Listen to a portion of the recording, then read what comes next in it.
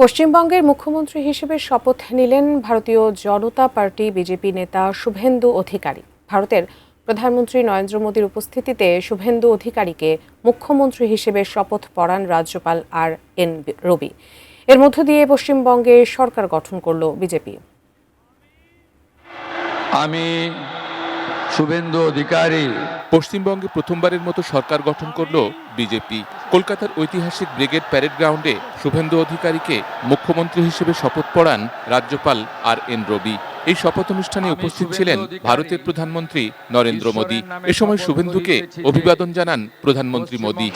The CM designate Shri Suvendu Adhikari মহাশয়। এদিন মন্ত্রী হিসেবে শপথ নেন দিলীপ ঘোষ, অগ্নিমিত্রা পাল, অশোক কীর্তনিয়া, নিশীথ প্রামাণিক ও ক্ষুদিরাম টুডু।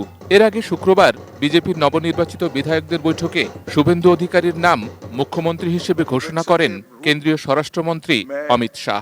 श्री शुभेंदु अधिकारी जी को पश्चिम बंगाल विधानमंडल दल के नेता के रूप में निर्वाचित घोषित करता हूं।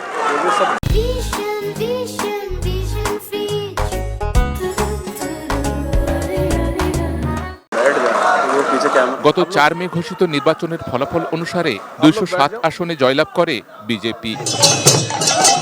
শনিবার কলকাতা পরিণত হয় বিজেপির শীর্ষ নেতাদের মিলন মেলায়। এই শপথ অনুষ্ঠানে যোগ দিতে সকালে কলকাতা আসেন ভারতের প্রধানমন্ত্রী নরেন্দ্র মোদী।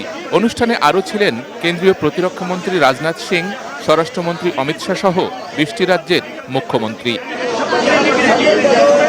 সকালে প্রধানমন্ত্রী নরেন্দ্র মোদীর সঙ্গে খোলা জিপে শপথ অনুষ্ঠানে যান শুভেন্দু অধিকারী। নেচে গেয়ে শপথ অনুষ্ঠানকে প্রাণবন্ত করে তোলেন নেতাকর্মীরা।